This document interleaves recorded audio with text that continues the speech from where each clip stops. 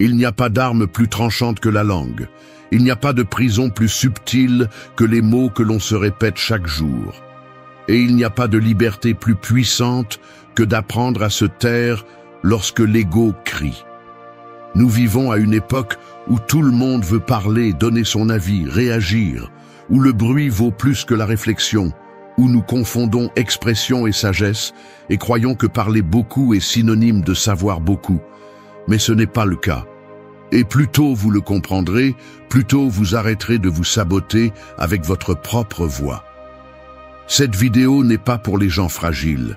Elle est pour ceux qui sont prêts à se regarder avec crudité et à assumer la responsabilité de leur esprit, de leurs mots et de leur silence. Car le langage n'est pas seulement communication, c'est direction. Ce que vous dites façonne ce que vous faites, et ce que vous taisez révèle en qui vous vous transformez. Les stoïciens le savaient. Il ne s'agit pas de réprimer, il s'agit de maîtriser. Il ne s'agit pas d'exploser, mais de choisir intelligemment le moment et la forme. Le langage peut être un médicament ou un poison. Et le pire, c'est que la plupart des gens ne se rendent pas compte qu'ils se empoisonnent chaque jour, en se parlant mal, en agissant impulsivement, en laissant l'émotion prendre le contrôle. Dans ce parcours, nous allons parler de cela. De comment utiliser le langage comme un outil, non comme un piège, de comment le silence n'est pas lâcheté, mais stratégie, et de comment apprendre à vous contrôler, à écouter plus que vous ne parlez, à réfléchir avant de lâcher la première chose qui vous vient à l'esprit, peut tout changer. Ceci est pour vous si vous en avez marre d'être votre propre ennemi. Si vous sentez que vos mots vous trahissent, que vos réactions vous dominent, que votre esprit est une tempête sans pause, il y a une issue, et elle commence par la façon dont vous décidez de vous parler, de vous taire et d'agir. 1. Garde le silence lorsque le brouillard embrouille ton esprit. L'esprit confus est comme un champ de bataille couvert d'un épais brouillard. On ne voit pas l'ennemi, on ne reconnaît pas les sorties, il n'y a pas de clarté pour attaquer ou pour se défendre. Et pourtant, il y a ceux qui, dans cet état, se lancent dans la bataille les yeux fermés, criant des ordres sans savoir à qui ils sont destinés, frappant l'air, tirant sur des alliés. C'est ce qui se passe lorsque tu agis ou parles à partir de la confusion, lorsque tu ne peux pas penser clairement et que, malgré tout, tu te permets de lâcher des mots que tu ne pourras pas reprendre plus tard. Il y a des moments où le plus courageux n'est pas de parler, c'est de se taire, non pas par lâcheté, non pas par répression, mais par stratégie, parce que tu sais que tu n'es pas en mesure de voir avec précision et que tout mouvement peut être une erreur coûteuse. Si ton esprit est envahi par la peur, la colère, l'anxiété ou la frustration, il est fort probable que ta voix soit le reflet de cette distorsion. Et si tu parles à partir de là, tu vas agrandir le problème, pas le résoudre. Le silence, lorsqu'il y a une tempête interne, est une marque de pouvoir. Ce n'est pas une faiblesse, c'est la maîtrise de soi.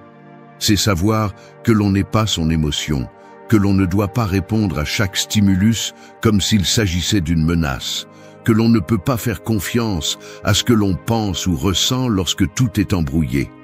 C'est accepter que ce n'est pas toujours le moment de réagir et que garder le silence est une façon de se protéger, pas de se rendre.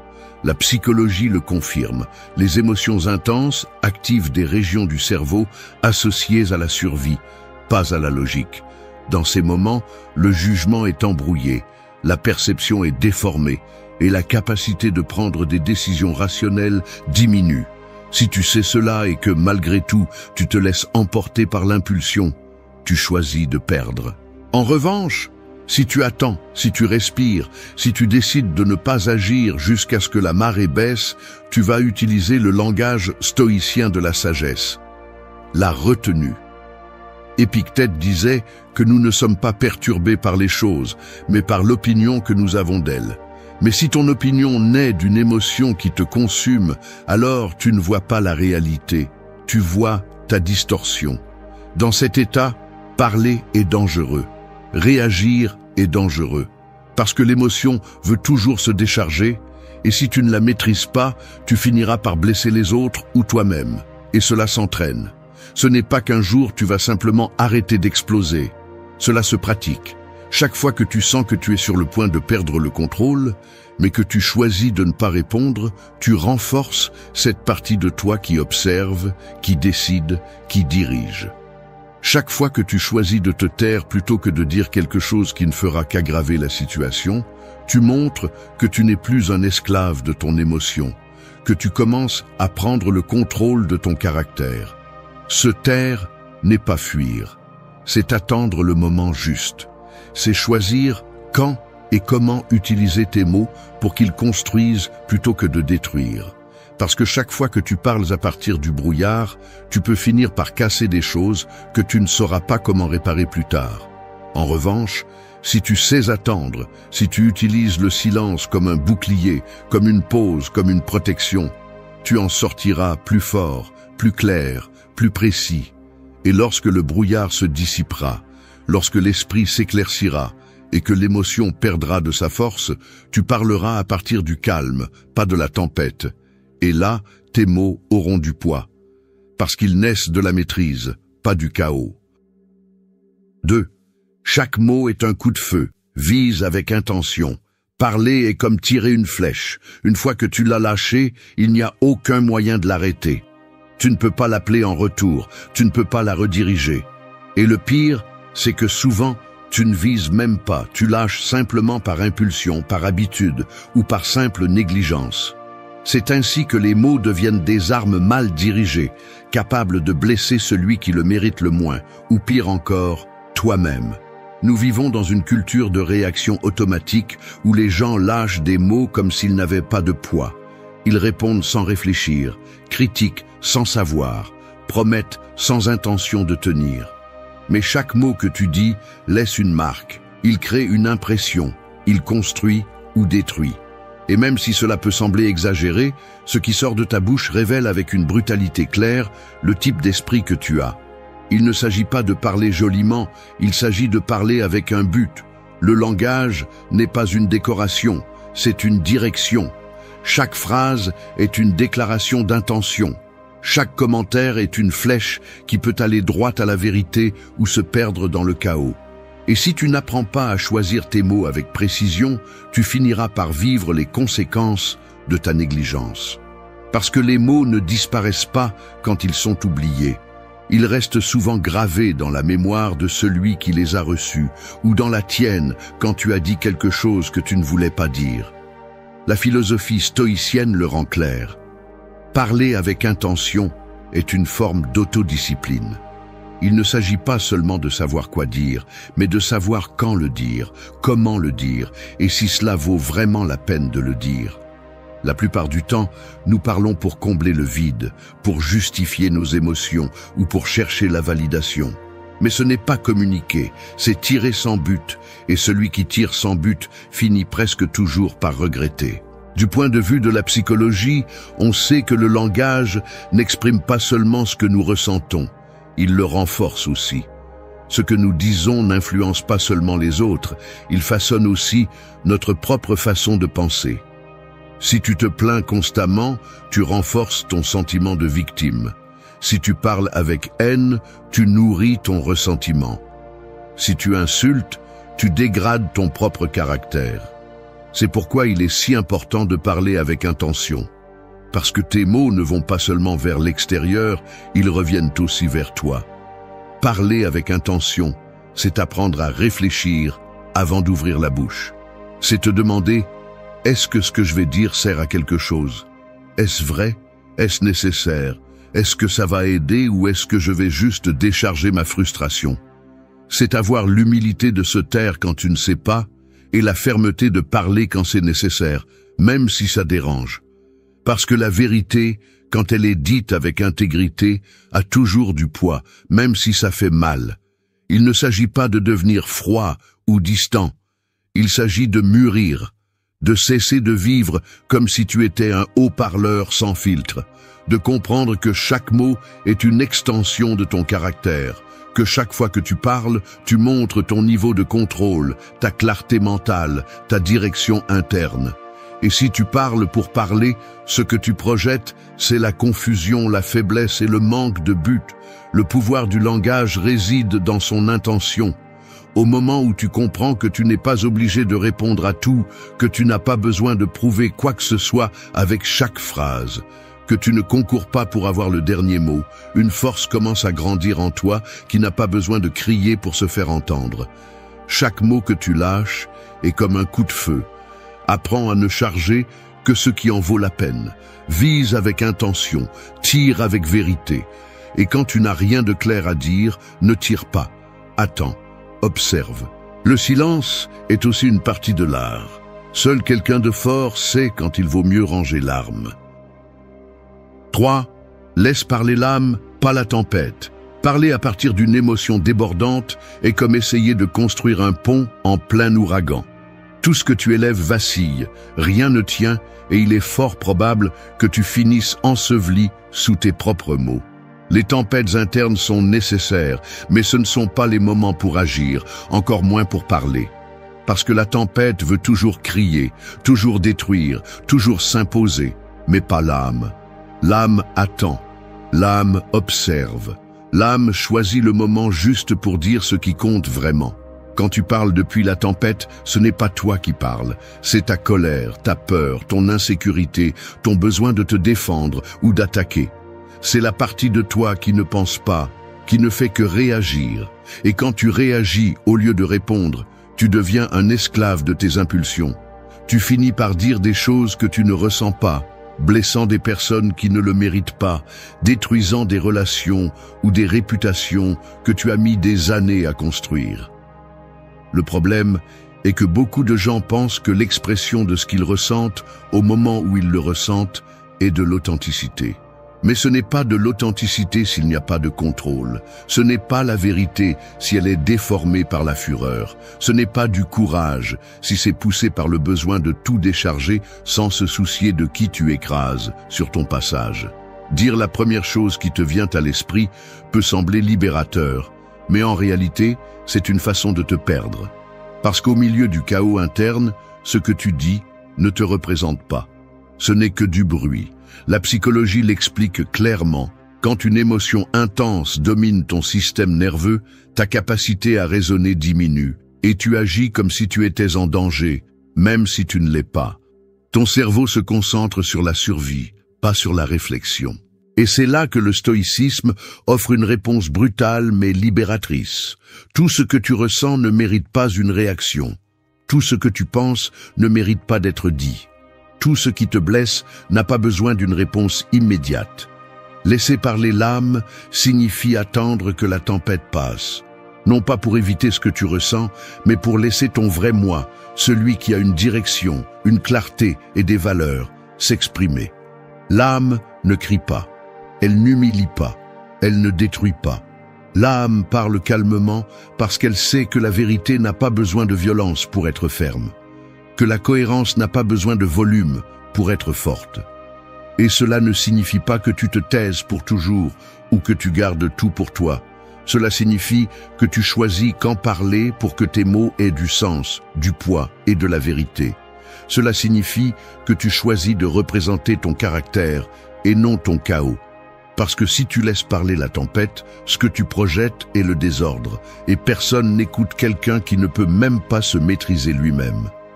Quand tu apprends à attendre, à respirer, à laisser l'émotion se dissoudre et ensuite à parler depuis l'âme, tes mots changent.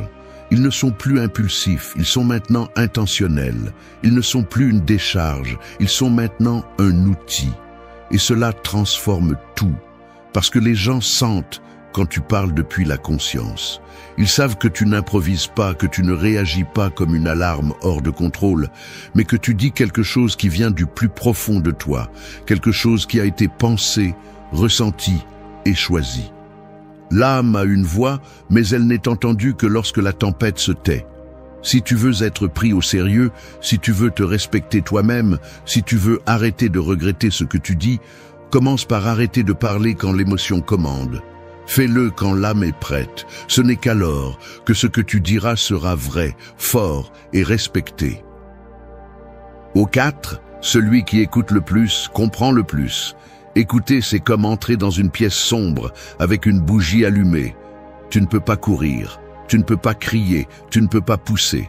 Tu ne peux qu'avancer lentement, attentif à chaque détail, observant ce que les autres négligent. La lumière est faible, mais suffisante si tu y prêtes attention. C'est ainsi que fonctionne l'écoute. Elle n'éclaire pas tout d'un coup, mais elle révèle l'essentiel à ceux qui ont la patience de regarder au-delà du bruit. La plupart des gens n'écoutent pas pour comprendre, ils écoutent pour répondre. Ils attendent leur tour pour parler, sans prêter attention à ce que l'autre dit. Ce qu'ils veulent, ce n'est pas comprendre, mais gagner. Ils interrompent, corrigent, tirent des conclusions sans écouter le contexte complet. Et c'est ainsi qu'ils vivent, en répétant des schémas, en mal interprétant des situations, en réagissant à partir de leur propre récit, au lieu de se connecter à la réalité de l'autre. Écouter est une compétence sous-estimée parce qu'elle n'est pas spectaculaire. Elle ne te donne pas un rôle de premier plan immédiat. Elle n'attire pas les applaudissements. Mais celui qui sait écouter devient une personne dangereuse dans le meilleur sens du terme, parce qu'il voit ce que les autres ne voient pas, parce qu'il capte ce qui se cache derrière les mots, parce qu'il agit avec des informations réelles, pas avec des suppositions ou des émotions impulsives. La psychologie nous apprend que l'écoute active des zones du cerveau liées à l'empathie et à la compréhension profonde. Lorsque tu prêtes vraiment attention, ton esprit cesse de se concentrer sur la défense et commence à traiter plus précisément ce qui se passe. Et cela réduit le conflit, améliore la communication et renforce la prise de décision. Tu n'as pas besoin d'être le plus intelligent, tu as besoin d'être celui qui écoute le mieux. Parce que comprendre avant de parler est un avantage stratégique brutal. Pour les stoïciens, écouter était un acte de vertu. Sénèque disait qu'il vaut mieux savoir se taire et observer que de lancer des mots sans contrôle. Non pas parce que parler est mauvais, mais parce que le faire sans comprendre est comme tirer à l'aveuglette. Et c'est ainsi que beaucoup de gens vivent en lançant des mots depuis leur douleur, sans avoir compris ce qui se passe vraiment. Écouter davantage implique également un contrôle émotionnel, car pour écouter, tu dois faire taire le bruit intérieur, ton ego, ton désir d'avoir raison, ton anxiété à répondre, ton besoin d'être validé. Et cela fait mal, parce qu'écouter t'oblige à sortir de ton centre et à regarder l'autre, non pas dans une perspective de compétition, mais dans une perspective de conscience, à partir de la possibilité d'apprendre, même si tu n'es pas d'accord, à partir de la maturité de savoir que tu n'as pas toujours à donner ton avis. Il ne s'agit pas de se taire pour toujours ou de tout supporter. Il s'agit d'être sélectif, d'utiliser le silence comme outil d'analyse, d'attendre le bon moment pour parler avec poids, pas avec précipitation. Parce que lorsque tu parles sans avoir écouté, tu te trahis. Et lorsque tu parles après avoir compris, on te respecte. Non pas pour ce que tu dis, mais pour la clarté que tu transmets en le faisant. Écouter te transforme aussi de l'intérieur. Tu commences à mieux te connaître, car en prêtant attention à l'autre, tu découvres tes propres limites, tes réactions, tes jugements anticipés. Écouter nettoie ton esprit, organise tes idées, filtre l'émotion inutile. Et à partir de là, tes mots valent plus, parce qu'ils ne viennent pas de l'urgence, mais de la conscience. Dans un monde où tout le monde parle, écouter te distingue. Ça te donne du pouvoir, sans faire de bruit. Ça te rend sage, sans avoir besoin de te montrer. Celui qui écoute le plus, comprend le plus. Et celui qui comprend le plus, se trompe moins, souffre moins, et vit avec plus de force et de direction. Ne te précipite pas pour parler. Apprends à écouter avec intention, car c'est là que commence le véritable maîtrise. 5. Ta douleur n'est pas ton drapeau. Porter la douleur comme un drapeau, c'est comme marcher avec une torche allumée au milieu d'une forêt sèche. Tu penses qu'elle te donne de la lumière, qu'elle te guide, qu'elle te protège, mais en réalité, tu es à un pas de tout incendier. Et le pire, c'est que beaucoup de gens ne se contentent pas de marcher ainsi. Ils s'accrochent au feu comme s'il faisait partie de leur identité.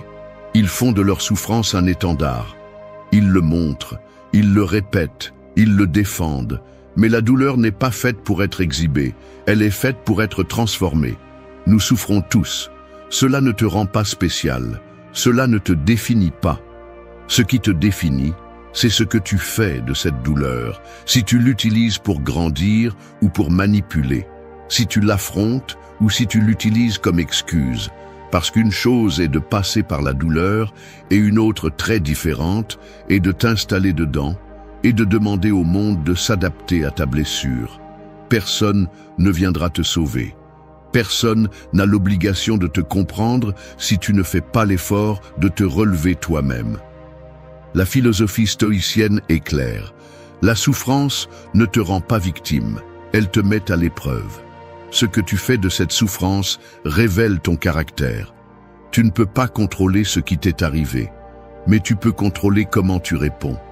Si tu choisis de traîner ta douleur comme une justification pour ta colère, ton apathie ou ta défaite, alors tu n'avances pas. Tu recules avec un drapeau en l'air qui ne sert qu'à rappeler ta chute. Du point de vue de la psychologie, on sait que revivre constamment la douleur renforce les circuits du traumatisme. Plus tu parles de ta blessure sans la travailler, plus tu lui donnes de pouvoir. Il ne s'agit pas de guérir, mais de répéter. Et répéter sans intention de changer devient une auto-illusion, dans un cycle à la fois confortable et destructeur. Parce qu'il te donne une identité, mais il te retire du pouvoir. Il te donne de l'attention, mais il te vole de l'action. Ta douleur peut être du carburant, mais pas une destination. Elle peut te pousser, mais pas te définir. Tu peux l'utiliser comme moteur pour construire une version plus forte de toi, ou tu peux rester attaché à elle et l'utiliser comme excuse pour ne rien faire. C'est la différence entre ceux qui la surmontent et ceux qui restent coincés dans l'histoire qu'ils se sont racontée à eux-mêmes. La douleur se respecte, mais ne se glorifie pas. Personne n'a besoin de connaître chaque détail de ce que tu as souffert pour te valoriser. Ce qui frappe vraiment, c'est ce que tu fais ensuite, ce que tu choisis de construire avec les cendres. Si tu deviens une personne dure, froide et rancunière, tu permets à ta blessure de dicter tes décisions. Mais si tu choisis de grandir, si tu choisis d'être plus fort, plus sage et plus conscient, alors la douleur a rempli sa fonction. Alors tu as gagné. N'utilise pas ta douleur pour manipuler. N'attends pas de privilèges pour avoir souffert. Ne te cache pas derrière ce qui t'est arrivé pour justifier ce que tu ne fais pas aujourd'hui. Parce que ce n'est pas guérir, c'est abandonner déguisé en survie. Et tu n'es pas ici pour survivre, tu es ici pour prendre ce qui t'a brisé et le transformer en quelque chose d'utile, en quelque chose qui sert, en quelque chose qui compte. Ne mets pas ta douleur en avant comme si c'était un bouclier, ne l'utilise pas comme introduction, ne la fais pas partie de ton discours quotidien. Porte-la si nécessaire, mais en silence, avec dignité, avec l'engagement que tu travailles pour la laisser derrière toi.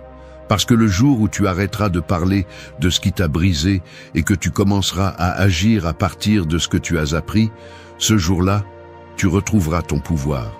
Ta douleur n'est pas ton drapeau, c'est ton terrain d'entraînement. Tu n'es pas brisé, tu es en construction. Et cela, si tu le comprends vraiment, change le cours de ta vie. 6. La langue empoisonnée se retourne contre celui qui l'utilise. Parler avec du poison, c'est comme boire de la coupe avant de l'offrir à quelqu'un d'autre. Tu penses que tu attaques, que tu te défends, que tu gagnes. Mais le mal commence toujours par l'intérieur. Car les mots que tu lances avec colère, ressentiment ou mépris ne blessent pas seulement celui qui les reçoit, ils te contaminent aussi. Ils salissent ton esprit, pourrissent ton jugement, te lient à des émotions qui t'empêchent d'avancer. Et même si en apparence tu sembles être en contrôle, à l'intérieur tu t'épuises, te consumant lentement par ton propre poison. La plupart des gens pensent que parler durement, avec insultes, moqueries ou agressions, est une façon de se défendre, de se faire respecter, de marquer son territoire. Mais ce n'est pas de la force, c'est de la faiblesse mal déguisée. C'est un manque d'intelligence émotionnelle. Parce que n'importe qui peut crier, n'importe qui peut t'insulter, n'importe qui peut t'exploser. Mais tout le monde ne peut pas rester ferme, dire ce qu'il pense clairement et fermement sans se salir en chemin. Le poison que tu lances reste dans ton système. Il nourrit ta colère, renforce ton ego, te transforme en quelqu'un qui est toujours prêt à attaquer, mais jamais à construire. Du point de vue de la psychologie, on sait que ceux qui réagissent constamment avec violence verbale activent constamment des circuits de stress. Cela t'épuise, te rend moins rationnel, plus impulsif et émotionnellement plus fragile, même si tu essaies de prétendre le contraire. Celui qui parle avec haine s'enferme dans un cycle où chaque mot qu'il lâche le rend plus esclave de ce qu'il ressent. Le stoïcisme ne te demande pas de te taire face à l'injustice ni de te transformer en statue. Ce qu'il te demande, c'est de mesurer ce que tu dis, de comprendre le poids de tes mots, de ne pas être le genre de personne qui lance du feu chaque fois que quelque chose le dérange. Marc Aurèle a écrit que la meilleure vengeance est de ne pas ressembler à celui qui t'a fait du mal. Et cela inclut le langage. Si quelqu'un t'attaque avec du poison et que tu réponds de la même manière, il n'y a plus de différence entre vous deux.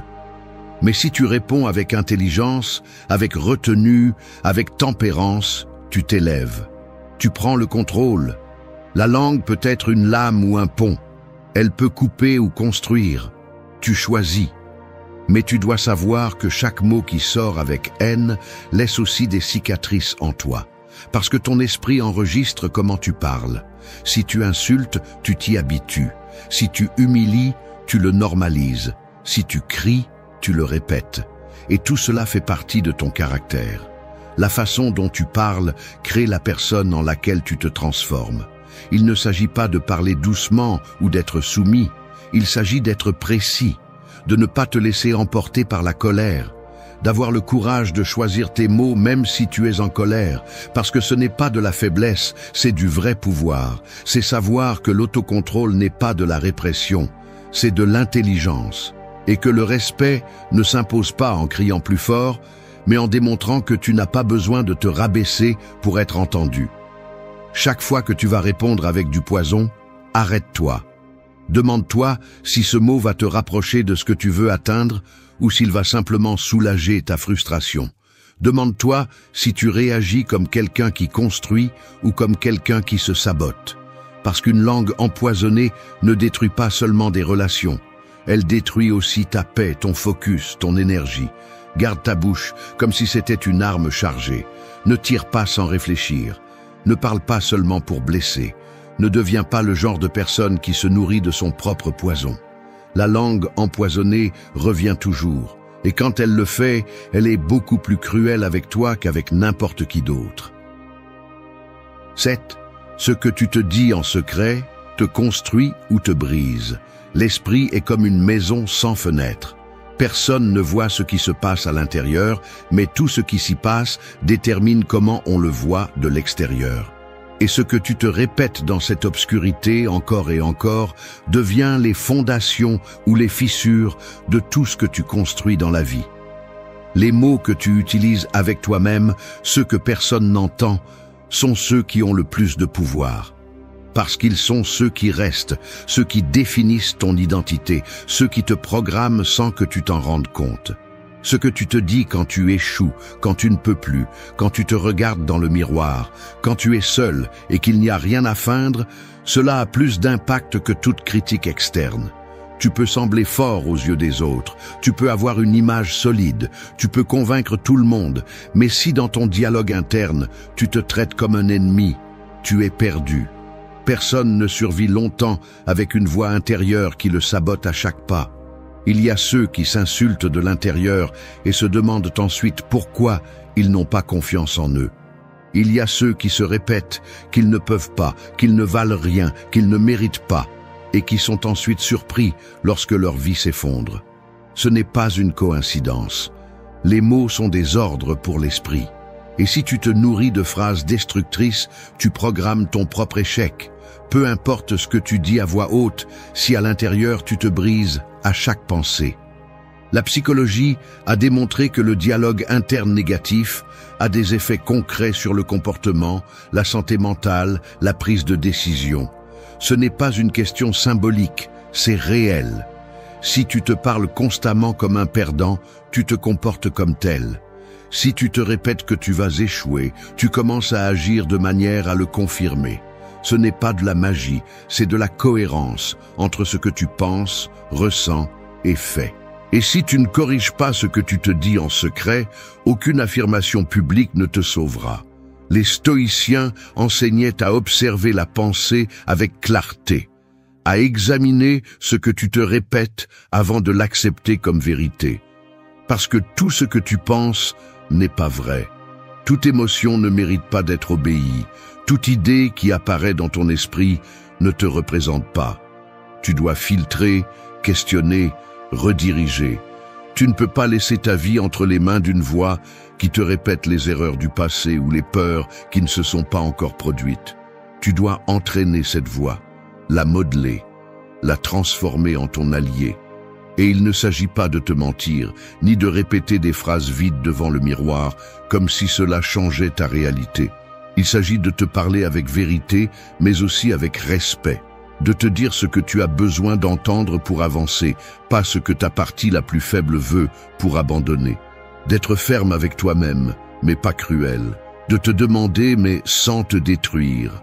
Parce que tu peux te discipliner sans te maltraiter. Tu peux te corriger sans t'annuler. La voix avec laquelle tu te parles est la voix que tu utilises pour affronter le monde.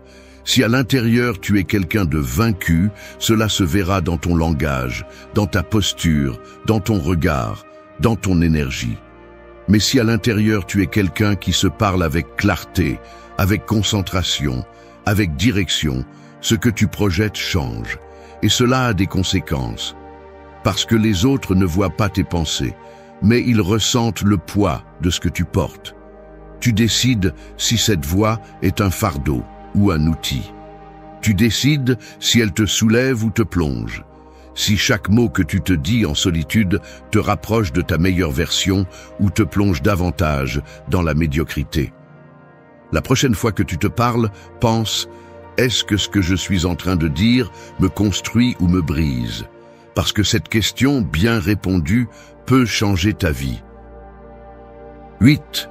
Promets-toi peu, accomplis tout. Les promesses vides sont comme des châteaux de fumée. Ils semblent grands de loin, impressionnent pendant un moment, mais il suffit d'un peu de réalité pour qu'ils s'évanouissent sans laisser de traces. C'est ainsi que beaucoup de gens vivent, en se promettant de changer, de s'entraîner, d'étudier, de laisser tomber leurs mauvaises habitudes, de recommencer, mais sans faire un seul pas dans cette direction. Ils parlent plus qu'ils n'agissent, ils se jurent des choses qu'ils ne tiennent jamais, et chaque parole non tenue érode la confiance qu'ils ont en eux-mêmes. Il ne s'agit pas de faire de grandes promesses, il s'agit d'accomplir en silence, de choisir peu de batailles, mais de se battre jusqu'à la fin. Parce que chaque fois que tu te promets quelque chose et que tu ne le tiens pas, tu t'habitues à l'auto-tromperie. Et c'est un poison pur. Parce que tu deviens quelqu'un qui ne croit même plus en lui-même. Ta parole perd de sa valeur, ta volonté s'affaiblit, et ton estime de toi chute, même si tu ne le dis pas à voix haute. L'autodiscipline ne commence pas par la motivation, elle commence par le respect. Et se respecter soi-même signifie ne pas se remplir la bouche de promesses. Cela signifie agir, même si personne ne le voit, même si ce n'est pas parfait, même si c'est lent. Si tu t'es dit que tu allais le faire, fais-le. Si c'est difficile, fais-le quand même. Parce que cela construit, cela renforce. Cela fait de toi une personne de confiance, d'abord pour toi-même, puis pour les autres. Les stoïciens ne parlaient pas de grands objectifs futurs, ils parlaient d'actions quotidiennes. Ils ne disaient pas « demain je changerai », ils disaient « aujourd'hui je ferai ce qui est nécessaire », parce qu'ils savaient que les paroles sans action sont de l'air, mais les actes, même petits, sont de la pierre solide. Tu n'as pas besoin de te promettre tout, tu as juste besoin de tenir ce qui compte vraiment. Alors, arrête de parler autant. Arrête de faire des listes interminables que tu ne vas pas suivre. Arrête d'attendre le moment idéal. Promets-toi moins. Sois plus précis, plus réaliste. Mais accomplis tout, parce que c'est du caractère, c'est du pouvoir. Et c'est ce qui sépare ceux qui transforment leur vie de ceux qui ne font que fantasmer à ce sujet. Promets-toi peu, accomplis tout, et tu verras comment, sans dire un mot, ta vie commence à parler pour toi. Merci d'être resté jusqu'à la fin de la vidéo. Si vous avez tout vu, commentez « Je suis stoïcien » comme notre signe secret, indiquant que vous êtes un véritable apprenant du stoïcisme.